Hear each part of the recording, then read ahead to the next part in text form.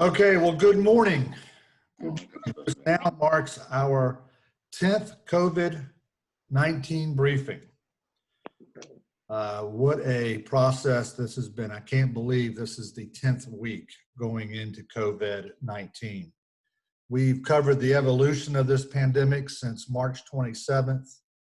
We've reviewed the essential and non-essential businesses, the PPP loans, the EIDL loans, the payroll credits, gone through the phase one of reopening, the guidelines that are associated with that, and now on to the masks, otherwise known as Executive Order 63.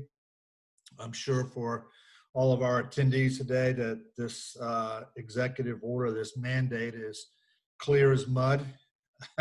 So what we're going to try to do is go through what the actual executive order means to our businesses and what their responsibilities are.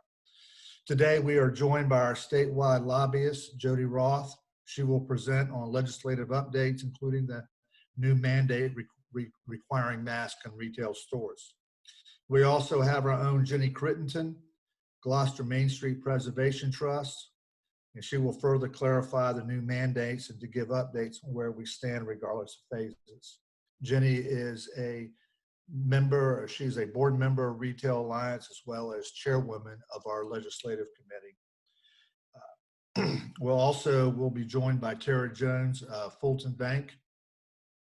And I want to thank Tara for being here. She's been an excellent resource as far as the PPP loans and the EIDL loans. She will provide any financial relief programs, updates for small businesses. In addition to our Reopen 757 campaign, we also have with us today Frank Van Zant and Max Ramirez with Steamatic joining us to tell how to properly clean and sanitize your businesses. Your questions, as always, can be submitted via Zoom throughout the briefing. So let's just jump right on in. And we're going to go with Jenny and Jody. Okay, this is Jody, and I'll go ahead and start with the EO 63. You all should have received the Virginia Retail Federation advocacy yesterday around 6 o'clock, which lays out the FQA that was sent out and posted yesterday evening. Jenny shared that with everybody. It wasn't on the website right away, so thanks for getting that out, Jenny. And then we were able to add that to our advocacy. It helps. I felt it helped a little bit more, but there are a couple questions, particularly question 15, which I feel is a little bit contradictory of what he says earlier in that paper. The bottom line is, during the press conference yesterday, the governor and his general counsel, Rita, made it very clear that the enforcement is to not be on the business owner or their employees, and they understand the safety issue with that as well. Now, with that being said, the way the EO is written still, without any amendments, I know everyone still feels that the enforcement does fall on the business owners because that is the way it is written. We have pushed hard since he came out with EO 63 for more clarification on the enforcement. That's why it was addressed. A large portion of the press conference yesterday was addressing that. We are still trying to request that they put some sort of amendment in writing to EO 63, because it always helps to have something in writing. But at the end of the day, the FQ&A that we sent out is what we have for now in writing. I would recommend printing that off, keeping that as your Bible, if you will, in your business. We also, the video of the press conference yesterday, so we have him clearly stating that this is not on the backs of business owners and their associates and their employees. And by no way do we want to put them in any harm's way. I know that folks have been belligerent already across the state with business owners that have already forced masks, and that's their right. That's their decision to do. So it would be my advice to fully put clear signage and postage up at the entrance of your businesses, have your employees wear their mask, and just move from there. I don't think that they have any intentions on truly enforcing this. I don't think he wants to get involved in enforcing this. But at the end of the day, when it comes down to what's in writing, that's not what it says. Jenny, do you have anything you want to Um, add to that? She and I have been kind You of, pretty much hit the nail on the head as far as what I was seeing as well. I think it was so ambiguous the way that it was originally, well, the way that it's written, because it hasn't been changed. And so that's why after, discussing with you and Ray yesterday, I reached out to the Deputy Secretary of Commerce, who has been facilitating the task force. And I don't mind going on record and saying that the task force already had discussed this and had decided that this was not a good idea. So I don't want anyone to think that out of the task force and the people that were working on that there was a recommendation that, business owners be placed as enforcers or policemen to tell the public what to do and not to do regarding mask. There were a few people on the call who felt like it was okay. I was not one of them, and nor were the majority. So we've seen, just as you were saying, that across the country, where some business owners have taken that role, it has not ended well. There has been, their safety has been placed at risk. It places them at liability. And I brought that up in the email that I sent yesterday that you guys were copied on, as well as requested, after talking with you all, an amendment to that. Of course, I didn't get any kind of a response with any intention of an amendment, as much as what we did get back, and I was glad to get it, was the frequently asked questions page, and then basically confirming what we needed to hear clarified was that the business owner does not have to enforce it. And I pointed out too that already in the phase 1 guidelines, it states that you have to put up the signage at the entrance of your business. There's 2 kinds. One is to encourage physical distancing and wearing of a mask. And then the second sign is if you've been exposed to anyone with COVID-19 or had it yourself, or you have any symptoms, please don't come inside. From where I sit, we're just going to roll with that.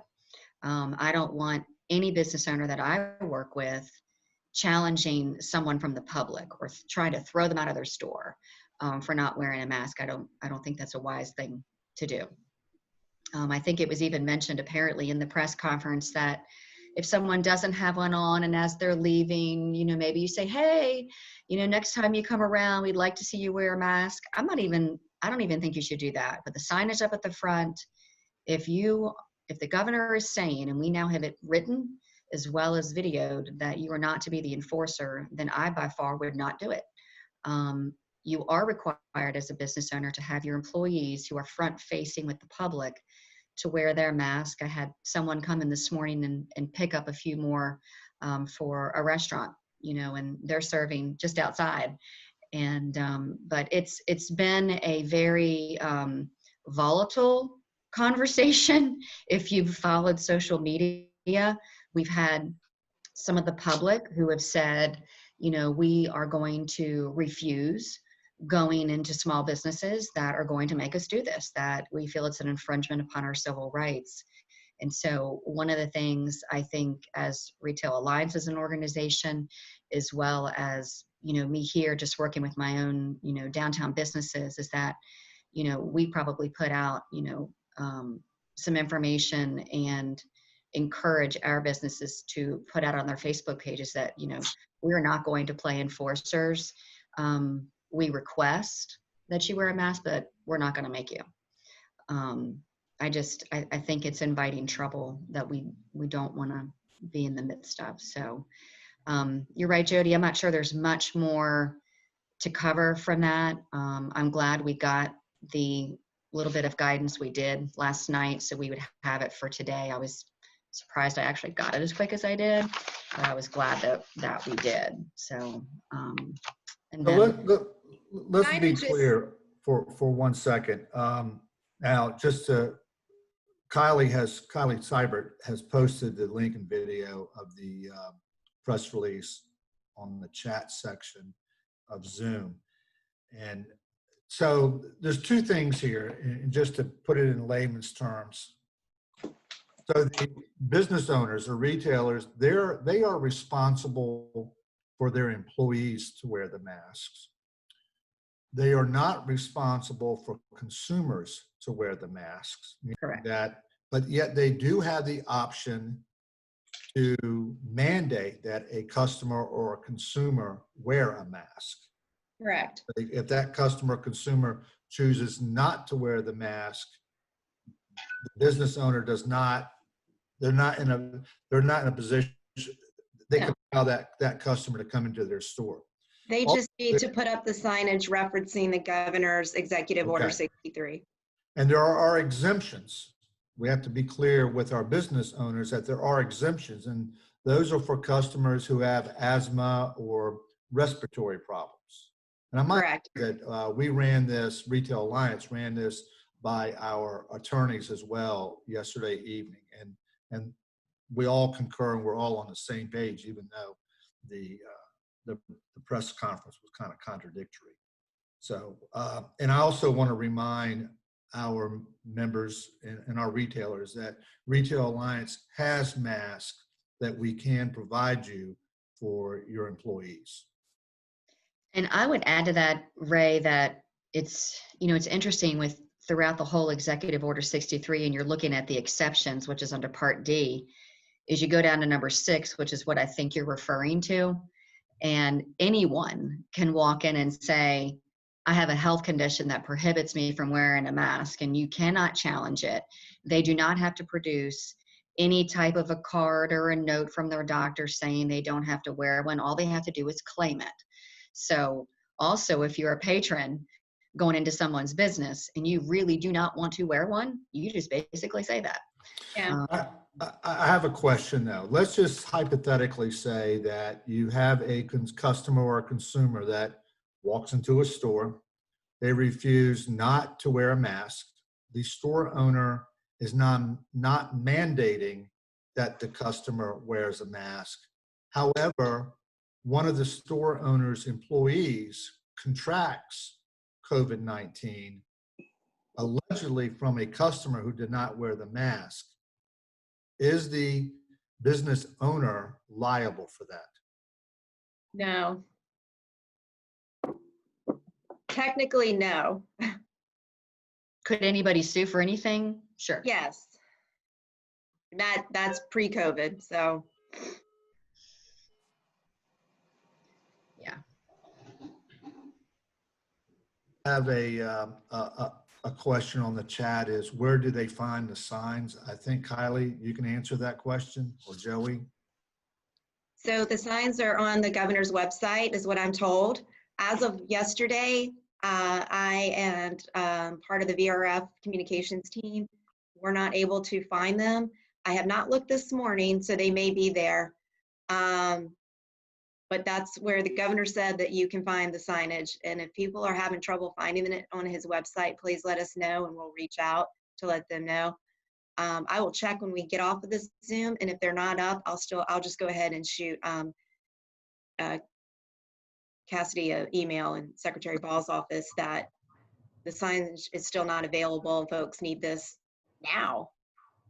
Yeah, and to be clear, this mandate, this executive order goes into action today. Yeah. I have a question, Jody. You might be able to answer. So the original signage that we've been asking people to put up. In fact, we went and actually had signs made and given to all of our Main Street businesses, were related to the Phase 1 guidelines of encouraging the wearing of a face covering. I'm hoping we don't have to go back and reprint a whole brand new sign related to that, as long as we're saying we request that you wear it, you know, but not mandating it.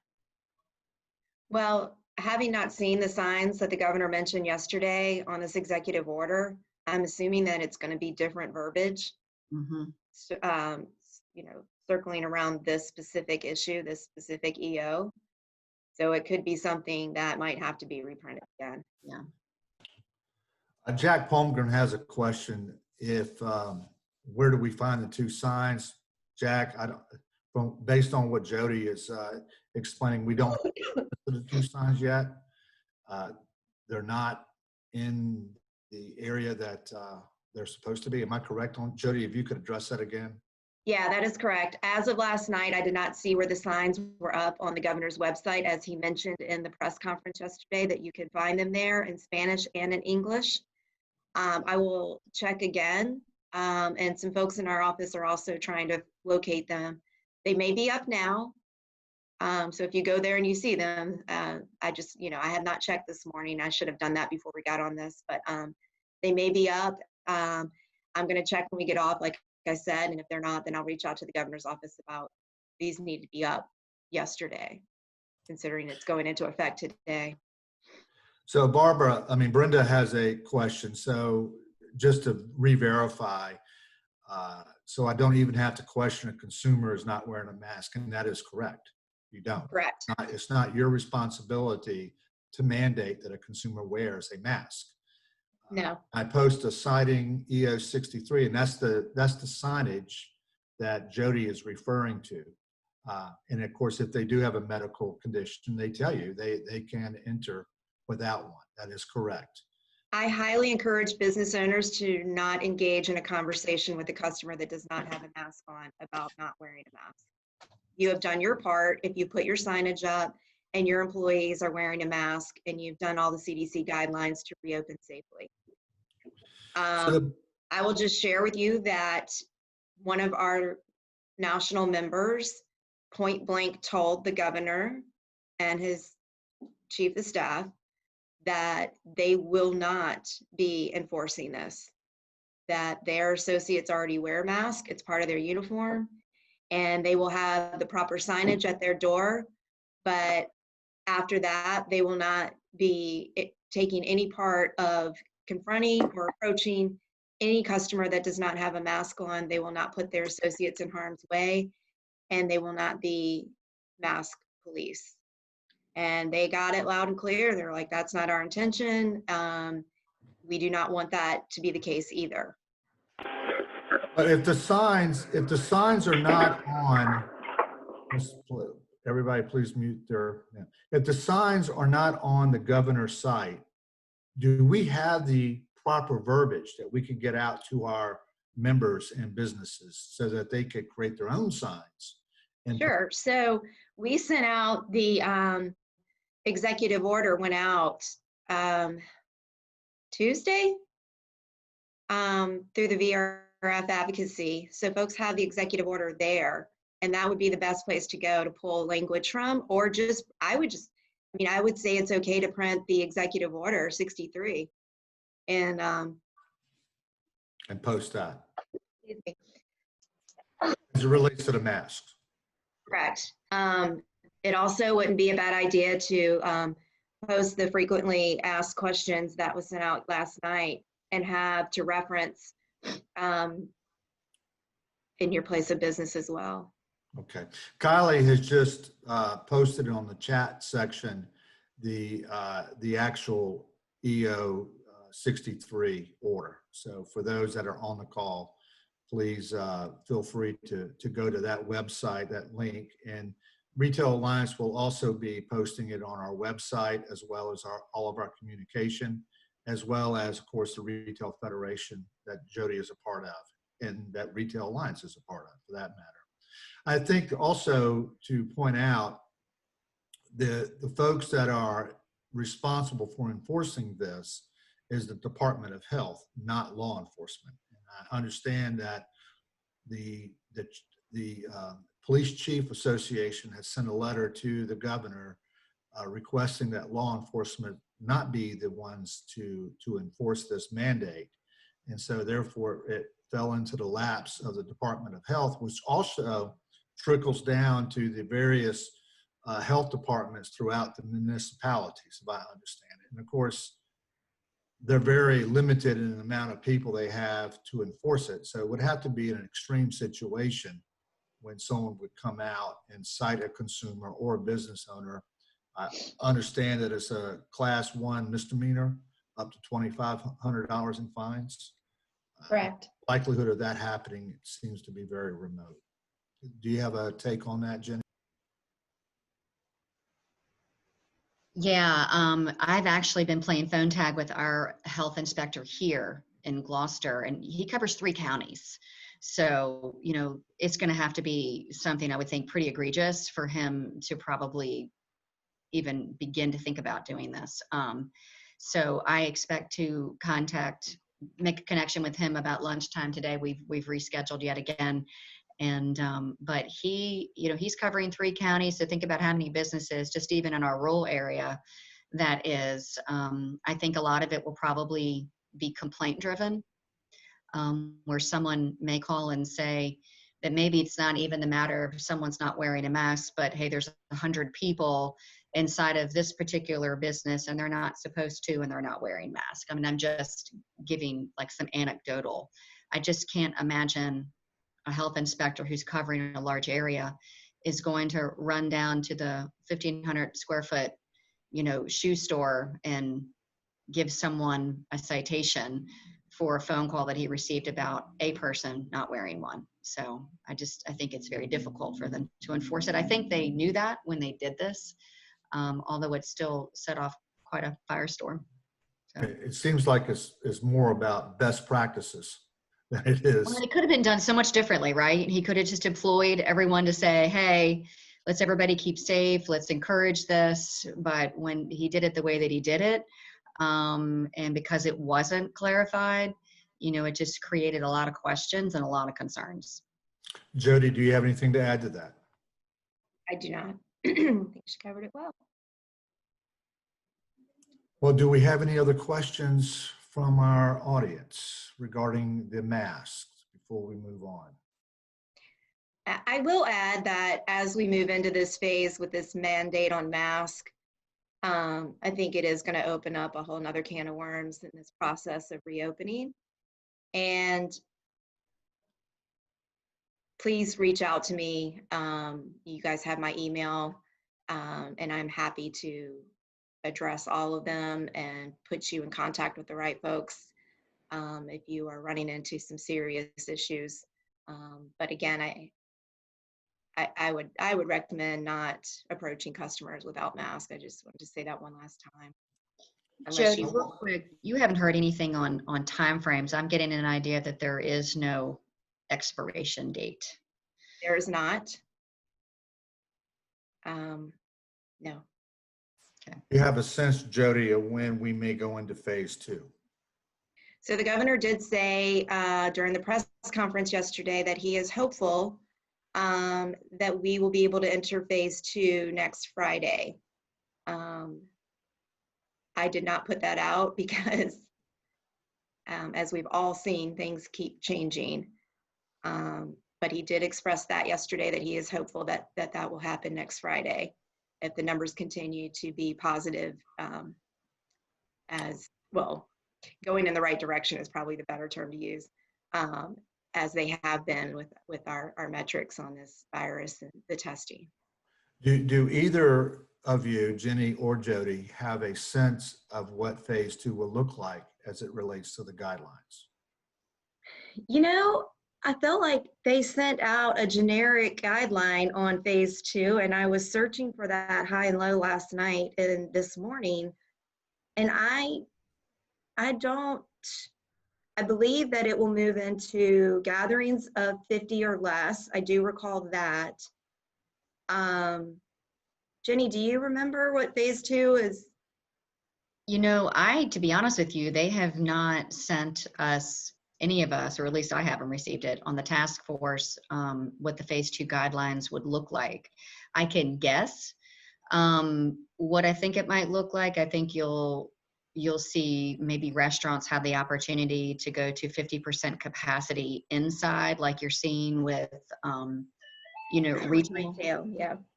So I'm hopeful that's what it will include, but I don't know. I know for like NASCAR, they announced yesterday they could go to having races without people watching them. So they're freeing up those restrictions of that type of an event. But yet, I think this is where that mask rule is going to play in, is where if you are having gatherings or events where you maybe can't truly control social distancing, they want you to require to wear a mask. But it's, as I've referenced a couple of times, my son manages over at Langley Speedway. And I said, good luck trying to control 6,000 people at some point and telling them they have to wear a mask. Because I think that there is really not going to be, in essence, an expiration date on this until we're probably fully out of into phase 3. Okay. Well, I want to thank you all. I don't see any other questions on our chat. We're very fortunate to have you guys in the trenches fighting for us. Jody, again, as a reminder, Jody and Kate Baker are our chief lobbyists. They represent retailers throughout the state of Virginia. The Virginia Retail Federation is co-owned by the Retail Merchants Association of Richmond, as well as Retail Alliance. So we're very fortunate to have those guys on our team. Mm-hmm. Jenny Crittenton, who was appointed by the governor to be on the task force to oversee some of these guidelines, however, not necessarily had a whole lot of influence on it.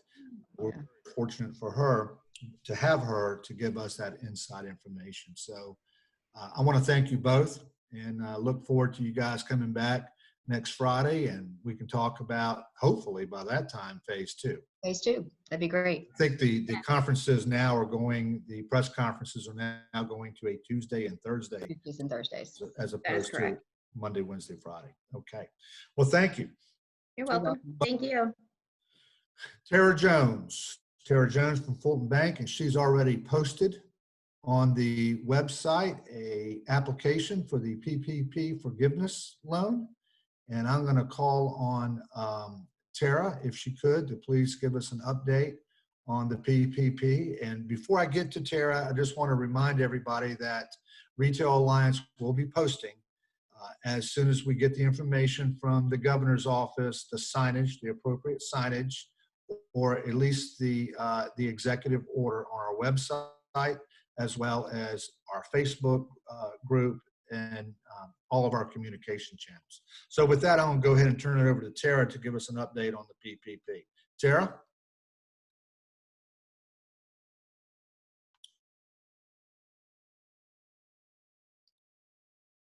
Is Tara with us? Can you hear me now? Yes, ma'am, we can. Sorry about that. I unmuted my phone, but not my computer. I do apologize. That's okay. You're so, on. Thank you. So not a lot to update as far as the PPP. I did upload the PPP forgiveness application so that everyone has an idea of what that looks like. Right now, as of now, they've placed a deadline on that as of October the 31st of 2020. But the PP forgiveness guidelines have been a bit of a moving target. From a financial institution standpoint, we are still waiting on the guidelines of what they would want as proof of what that forgiveness looks like.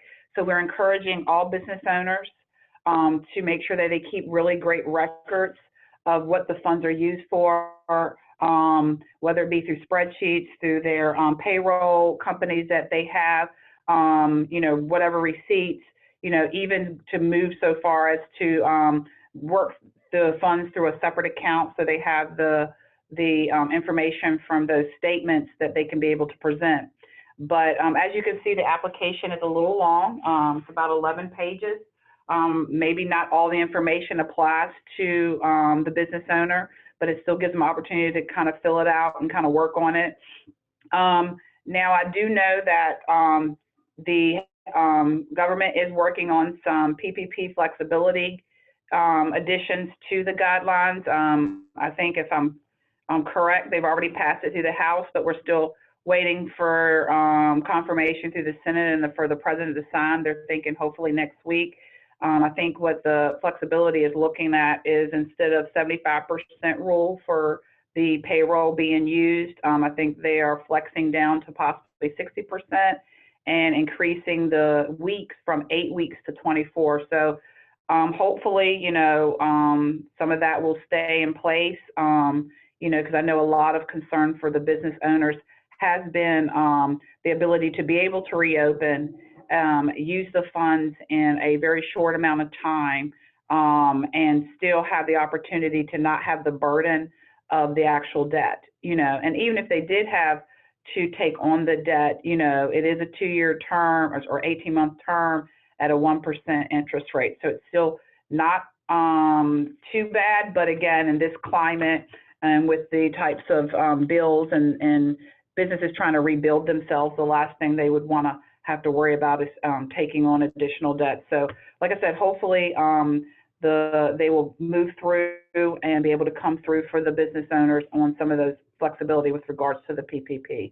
I know as an institution, we're not accepting the forgiveness application as of right now. We've posted it. We've made it available to all ones that have applied.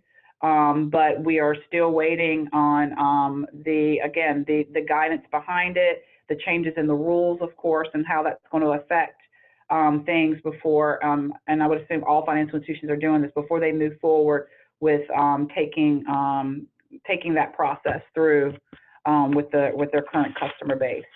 Now, as far as the EIDL, I don't have any kind of updates on the EIDL. I'm a little bit far removed from that process.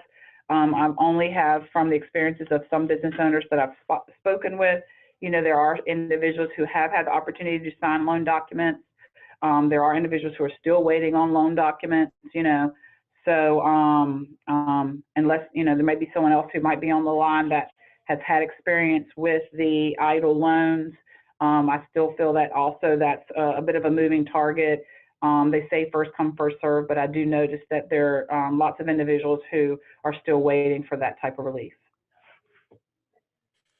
So, Tara, a couple of questions, and just to re-verify what you're talking about. So the application is not currently being accepted by any of the banks of financial institutions.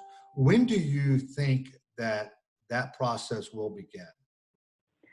Well, and I would hope that a lot of other financial institutions may have done similar to what Fulton Bank has done is we did provide the application that the SBA had sent out just to give individuals opportunity to be able to fill it out, gives them an opportunity to start be thinking ahead of, you know, how would I present the information along with this application to assist with the forgiveness portion.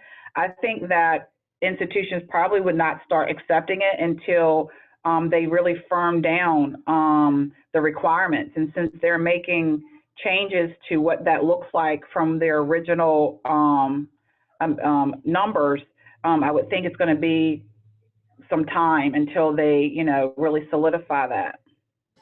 So to be clear, the initial PPP process was 75% had to be based on payroll, and the 25% was based of the funds was on things like mortgage, rent, utilities. And we think that with the new bill going through, that will be reduced down to 60%, and then the 40% from expenses can be applied. Can you review what those actual expenses are, operating expenses that would qualify? Those expenses would be, of course, like you mentioned, mortgage or lease payments, any kind of payments that you make for medical. Those were also included in that bunch too as well, and then utilities. And utilities could be internet, It could be, of course, your telephones and things of that nature. I would assume so, yes. You mentioned that the amount of time that the PPP was actually could be used has been expanded from 8 weeks to 24 weeks. Was there also a retro component built into that went back to February or March? So it would be February 15th seems to be the date that we all seem to be landing on, that they're able to go back and use those funds for. They did mention that 8 weeks from disbursement was what a lot of lenders and individuals were telling business customers that they needed to have the funds used up by, and that the date that landed on was the June 30th date. So I believe what's happening with the flexibility changes that they're making to the guidelines is giving individuals more time to be able to use those funds versus giving them the deadline of the June 30th. So I believe they're proposing to expand it 24 weeks instead of the 8. So to be clear about that, even if you received your funds, let's just hypothetically say March 1st, you can go back to the start date as being February 15th and then add 24 weeks during the new proposal. Is that correct? I'm not sure I would want to jump out and say that. Okay. But I guess the question is, does the clock start ticking when you get the funds, or does it go back to February 15th? So the clock starts ticking once you get the funds, but what's happening is a lot of individuals, and we still have individuals now that are still applying for the PPP. Those individuals are able to go and back pay employees. They're able to do that. So even though they may be getting the funds tomorrow or today, even though the 8 weeks starts from the day they get it, they technically under the old rules don't have the full 8 weeks if they kept it to the June 30th date. So that was to the June 30th date, but they do have the ability to go back and back pay employees who may have been sitting home, and the ability to be able to pay employees to come back to work, to hire employees in place of those individuals who did not come back and so forth. Okay, so the calendar started, the clock started ticking as soon as it got the funds, but they could go back to a certain degree. We think that now it was 8 weeks. We feel pretty confident it's going to be expanded out to 24 weeks. And then the reduction, the ratio between payroll and expenses is going to be reduced from 75-25 to 60-40. Yes. Okay. We do have a question from Sarah Pishko. Are the changes official, or are they still working on the details? I guess that's Congress. Yes, they're still working on the details. It was passed by the House, I believe, yesterday. And they're still waiting on confirmation from the Senate, and for they're saying out, and of course this is just me listening to the news like everyone else is, they're saying that they're hopeful that the president's supposed to be signing by next week.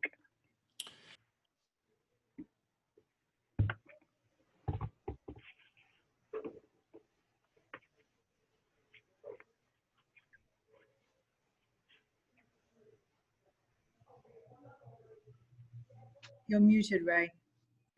Oh, sorry about that. I think one recommendation or suggestion that we would have is that all of our members and businesses, they really need to stay in touch with their banker and look for guidance as far as when to apply and the parameters of the application, correct?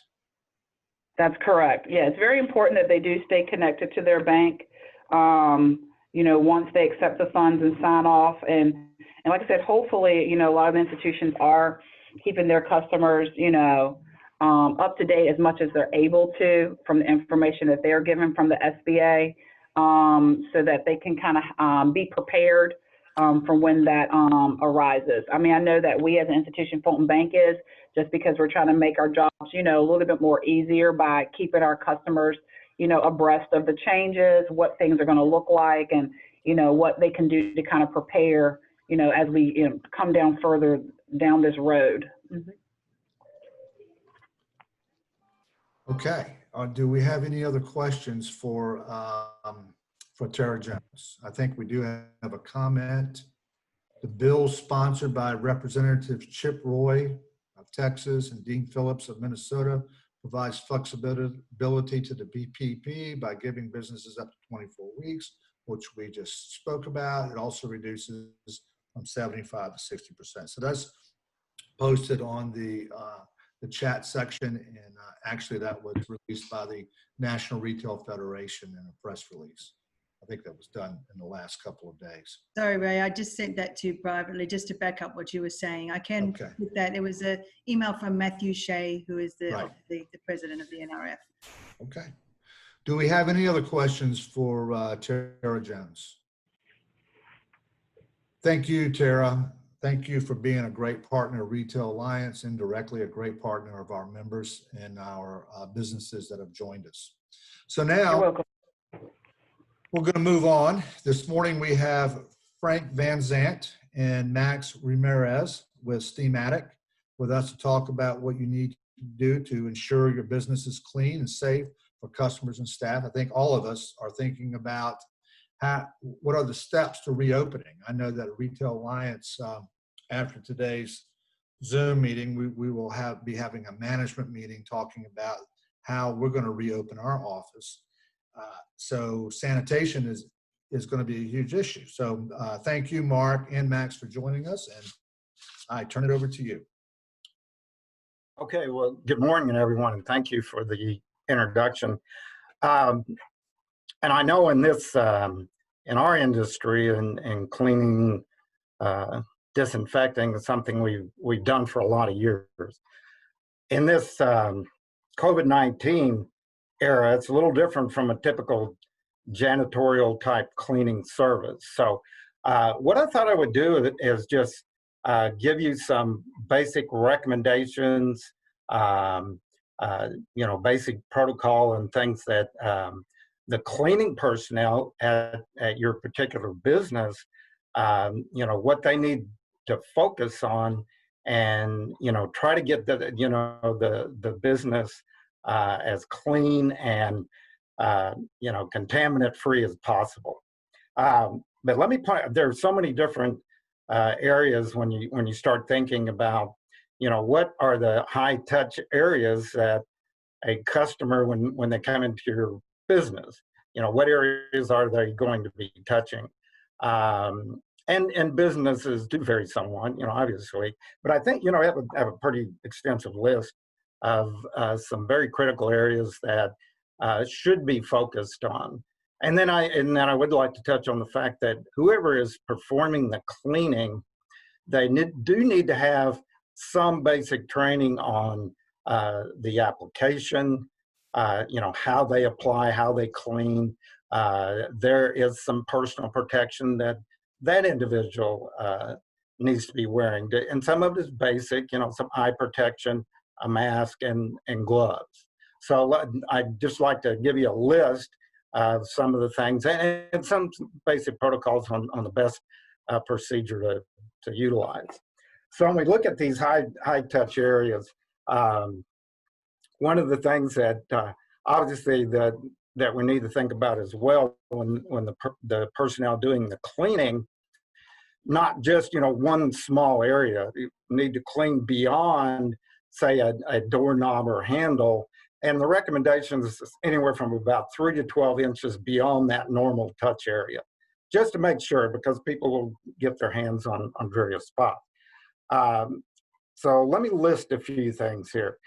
Some of the obvious things: doorknobs, the locks, the door push bars, edges of doors, and actually the jambs, and then the opposite sides of the hinge area where someone may be putting their hands. Any type of, if there are stairs, stair railing, ramp railings, escalators, when people go up and down an escalator, then we need to be looking at things like, is it some kind of a drawer pull, something that would have to be opened, or some kind of an appliance handle, light switches, obviously tabletops, the desktops, telephones. Then when we look at the restroom area, and typically, there should be pretty thorough cleaning in those areas, but things like the toilet seat, the flush handle, the faucet handles, soap pumps, and then if computers are used, the keyboards, obviously, the mouse, elevator buttons, and placing, especially people get their hands around those buttons. Where people use credit cards, they do have the no-touch credit card now, but people have to slide the credit card in, then touch the keypad. Any kind of vending machines, the buttons and the areas around the vending machine. Any other type of equipment controls that might be utilized in that business.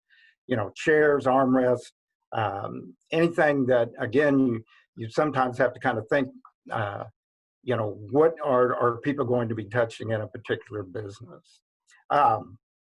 So again, they do vary somewhat depending on the type of business. Now, one of the things that is so important about this COVID-19, and we're dealing, it's one of these situations where you can't see it. So you assume that things are there. So the cleaning and the recommendations, when you look at the CDC and anyone involved in recommending, how to remove the contaminant, the first step is always cleaning. And the cleaning, depending on, basic soap and water works pretty good. The important part is some agitation, the amount of time, just like for washing your hands, the recommendations at least 19 seconds. So that gives time for the soap, the detergent to actually destroy the virus, okay? So typically, how do you apply it? How would the cleaning personnel apply it to all these services that I just mentioned? The proper application is, rather than spray the doorknob or the handle, is spray it on the cloth they're going to be using to wipe down the surface. Now, the recommendation is the microfiber cloths work very well, and if those can be laundered and reused, they need to be laundered in high heat, dried in high heat as well. Disposable cleaning cloths may be more appropriate. And one of the other types of ways to apply a cleaner or detergent are the foam type sprayers. You may be familiar with that with just basic soap dispensers. They create a foam. The good thing about the foam is you can see where you apply it a little better, and the dwell time is better. It'll stay on for a little bit longer period of time. So that's a good recommendation if you can use the foam type cleaners. So again, the proper touch point cleaning, is to, make certain that the people that are doing the cleaning, pay special attention and focus on these particular areas, because it is very important that those areas are addressed. Now, there's always the secondary step where we could apply an antimicrobial, which would be, a sanitizer or a disinfectant. And one of the things, and again, this comes from the EPA, Environmental Protection Agency, and they regulate the chemicals. They register chemicals, and there is a fairly extensive list of chemicals they approve that will counteract the COVID-19 virus. There is that list is available on their website, the EPA list, and I've got the link, and I can. Hey Frank, yeah, as well, the CDC as well has a list of the EPA registered disinfectants that they can go online and look at. Thanks, Max. That's true. The CDC also has that list as well, and the CDC has a very good list of protocol and procedure for cleaning as well. But you know, what's so important about applying these antimicrobial biocides, first of all, the correct way to address that is that after cleaning, then you apply these products, okay? Trying to make a claim that you disinfect or sanitize, first of all, it's hard to prove that. You have to have some type of testing to prove that. So it's best to say that, you know, the most important thing, we clean the surface first, and then we apply an EPA approved product, okay? Now, the other part of that, if the cleaning personnel are going to use these products, they must have the safety data sheet available. They must read that. They must read the label and follow the label directions explicitly. The EPA is basically, it's the law and regulation that they have to apply that product according to the label and no other way. These products work, and most of them have a specific dwell time. So they need to stay on the surface wet for some is anywhere from 10 to 15 minutes. Everyone's probably familiar with basic spray Lysol. If you read that, it is an EPA registered antimicrobial. It does have specifics on how to apply it. Clean first, spray or coat the area, let it set for 10 minutes or whatever that information indicates on the label. So that's the important thing. Utilizing these products is a good secondary step after basic cleaning, but just, you know, the people applying these need to be aware of, you know, the chemical safety and how important it is that, you know, training and how to use these products and use them correctly. Thank you, Frank. Other than that, yes, go ahead. I'm sorry. No, no, go ahead and finish up. But again, you know, these I think are good recommendations. They're basic, but I think enough, you know, to be important in how to address these surfaces. And again, I think that, you know, would be something that the customer that comes into your facility would recognize and feel, you know, better about coming in your facility after, you know, you've done these proper cleaning. Well, I want to thank you for that. I think that we all, as business owners and leaders, we want to make sure that we have a very safe and sanitized environment that will help reduce the contraction of this. Kylie, she will post the information, your contact information, for our folks to get in touch with you in case they need some further assistance. And I want to thank Frank and I want to thank Max for joining us. I don't see any other. Joey, do we have any questions for either Frank or Max? It does not look like it, Ray. Okay. Well, again, thank you, Frank. Thank you, Max. And don't forget to our members, Steamatic.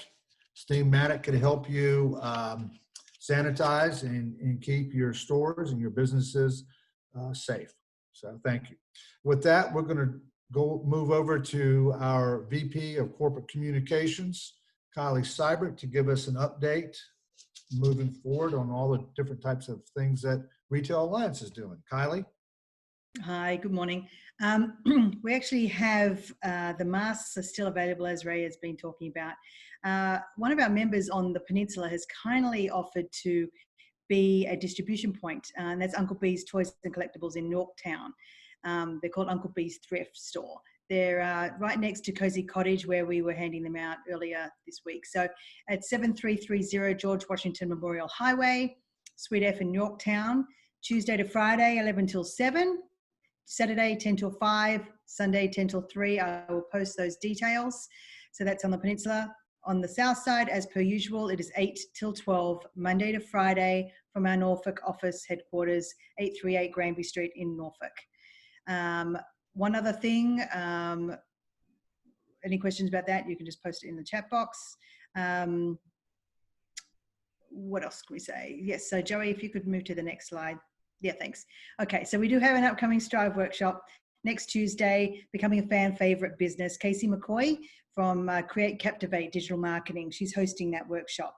So that's really talking about this whole social media communications, and she's going to be auditing several of our members, and you'll find out who they are, who are fan favorites, fixtures of Hampton Road. So it's just taking a look at what they've done, how they've been able to engage with their customers, and have the customers show their support through social media, but also by having foot traffic too, now that they're back open. So it's really just showing examples of that and how you can take that on board and help improve your communications. So that is next Tuesday, Zoom, and you can register on our website for that. All right, just again, that's some resources that we have had. Please visit our website to be able to access any of those things, or our YouTube channel for any of the recordings of our webinars. Just one other thing that I wanted to share, and I'll put the link into our chat box. Actually, it follows on very nicely from the financial PPP loan and forgiveness and so on. We've just launched another survey to find out from our members and other retailers and small businesses just where they're at right now with their business. It's incredibly important for us to be able to be your voice up at the, the legislatively, as well as, with the local leaders here as well. So I will be putting that now. Let me just put that in the chat box, and you should receive an email. Let me just do that again. I just realized I sent it to not everyone. Okay. You can click on that link and conduct the survey, or you will receive an email. It is also will be on our website as well. So please, it just takes a few minutes, but those findings are incredibly important to us and to the industry as a whole. So I just wanted to share that. So thank you. Okay, well, thank you, Kylie. And just to reiterate what Kylie's saying, we're going to keep you informed on any new developments on the website, as well as the other communication channels. The survey that Kylie was referring to is very important. It's one that will be shared with the governor's office, as well as the task force. That survey is being sent out to all of our VRF members throughout the state of Virginia. Hopefully, we'll be moving into phase 2 next week. We'll be holding our next briefing on June the 5th at 9:30, and with luck, we'll be reviewing the guidelines that are set forth in phase 2. I would, on a somber point, I would like you all to remember the 31st marks the anniversary of the Virginia Beach mass shooting, so please keep those folks and families in your thoughts. With that, I think that concludes our COVID-19 weekly briefing, and stay safe, reopen carefully, and we'll be talking to you in the coming week. Thank you.